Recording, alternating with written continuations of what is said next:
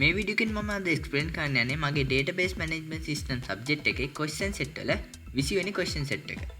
ඉතින් අපි බලමු මට හම්බෙලා තියෙන question set එක මොකක්ද කියලා. මේක තමයි අපිට හම්බෙලා තියෙන 20 question set එක. ඉතින් අපි යමු අපේ පළවෙනි ප්‍රශ්නෙට. Find the number of students who participate in first term science subject. අපිට කියනවා පළවෙනි වාරේ science කියන subject එකට සහභාගී වෙච්ච ළමයි ගාන හොයන්න කියලා. ඉතින් අපි යමු මේක කුවර එක ලියා ගන්න. මෙන්න මේ විදිහට මම මගේ exam mark db කියන database එකේ මේ විදිහට මම කුවර එක ලියා ගන්නවා අපේ තොරතුරු ටික select කරගන්න. ඉතින් මෙන්න මේක තමයි අපේ මෙන්න මේ ප්‍රශ්නෙට න අදාළ කුවර එක.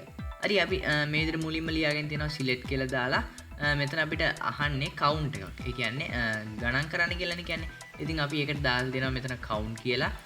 ඊට පස්සේ මම ලියාගෙන තියෙනවා අපිට මොකක්ද ඕන කියලා. ඒ කියන්නේ index numbers ටික විතර ගණන් කරන්න කියලා කියනවා.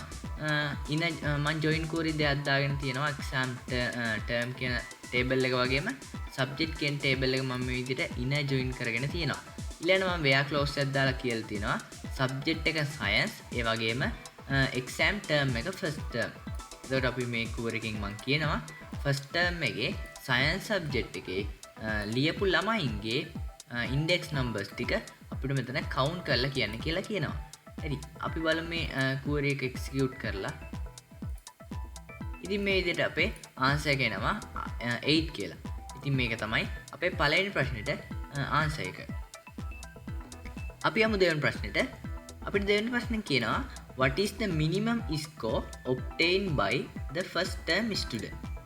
අපිට කියනවා minimum ඒ කියන්නේ අඩුම ලකුණු ගන්න හොයන්න කියලා first term එකේ ළමයි ස්කෝර් කරපු.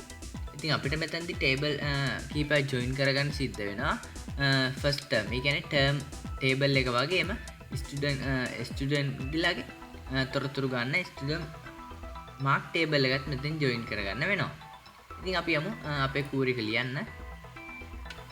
ඉතින් මෙන්න මේ query එක තමයි අපිට දෙවෙනි ප්‍රශ්නෙට අදාළ query එක විදිහට තියෙන්නේ.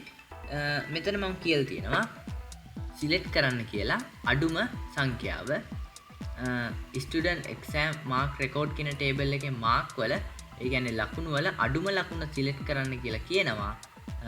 මෙන්න මේ අපේ table එකෙන් inner join කියලා මම මේ විදිහට join query එකක් දාගෙන තියෙනවා. ඒ කියන්නේ අපේ exam term කියන table එක අපේ query එකට මේ විදිහට join කරගෙන තියෙනවා. ඊට පස්සේ මම where clause එකක් දාලා කියනවා අපේ term name එක first term වෙන ඒවා අපිට select කරලා දෙන්න කියලා. ඉතින් මෙතනින් අපිට හම්බෙනවා first term එකේ ළමයින්ගේ අඩුම ලකුණු තියෙන ලකුණ. ඉතින් මේ විදිහට මම query එක execute කරනවා. ඉතින් මෙන්න මේක තමයි අපිට first term එකේ තියෙන අඩුම ලකුණ විදිහට record වෙන්නේ. ඉතින් ඔක තමයි දෙවෙනි ප්‍රශ්නෙට උත්තරේ. අපි යමු තුන්වෙනි ප්‍රශ්නෙට. අපිට තුන්වෙනි ප්‍රශ්නේ මෙහෙම කියනවා find the number of students who participate in second term mathematics subject. අපිට තියෙන්නේ second term එකේ mathematics subject එකේද participate වෙච්ච ළමයින්ගේ numbers ඒ කියන්නේ ළමයි ගාන count කරන්න තමයි මෙතනදී අපිට තියෙන්නේ. ඉතින් අපි යමු ඒකට අදාළ query එක මේ විදිහට ලියා ගන්න. ඉතින් මෙන්න මේක තමයි අපිට මේකට අදාළ query එක විදිහට එන්නේ. මම මුලින්ම මෙතන කියනවා count කරන්න කියලා student ලගේ index numbers ටික අපේ table එකෙන්. ඊට පස්සේ මම inner join කරගෙන තියෙනවා මේ විදිහට exam term කියන table එකයි subject කියන table එකයි join කරගෙන තියෙනවා.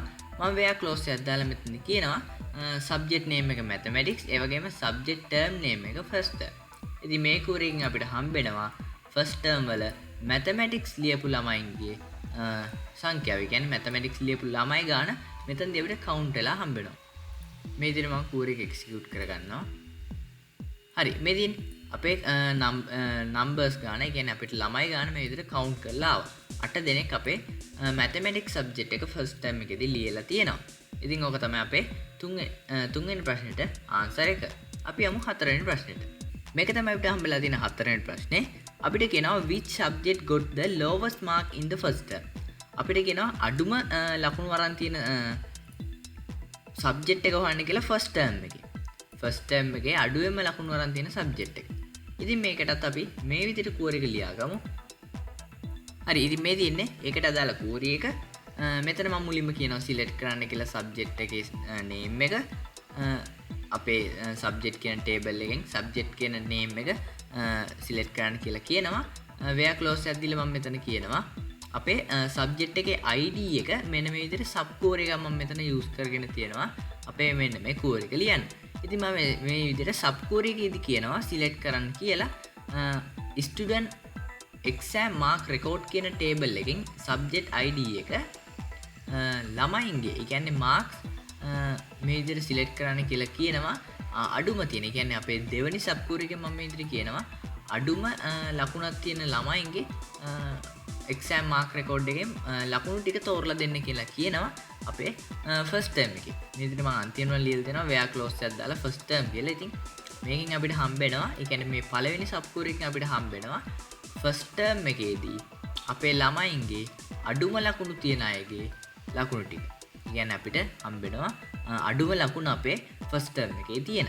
ඉතින් දෙවෙනි සබ් කෝර් එකෙන් කියනවා මෙන්න මේ හම්බෙන අඩුම ලකුණ අපේ ඒ කියන්නේ මේ අඩුම ලකුණ හම්බෙලා තියෙන සබ්ජෙක්ට් එකේ ID එක මෙතනදී අපිට සිලෙක්ට් කරලා දෙන්න කියලා කියනවා. ඉතින් අන්තිමේදී මම කියනවා සිලෙක්ට් කරන්න කියලා මේ ID එකට අදාළ සබ්ජෙක්ට් එක. ඉතින් අපිට ආන්සර් එක විදිහට මේ විදිහට ෆස්ට් ටර්ම් එකේ අඩුම ලකුණු ගත්ත ලකුණු තියෙන සබ්ජෙක්ට් එක මේ විදිහට හම්බ වෙනවා සයන්ස් කියලා. ඉතින් ඕක තමයි හතරවෙනි ප්‍රශ්නෙට ආන්සර් එක.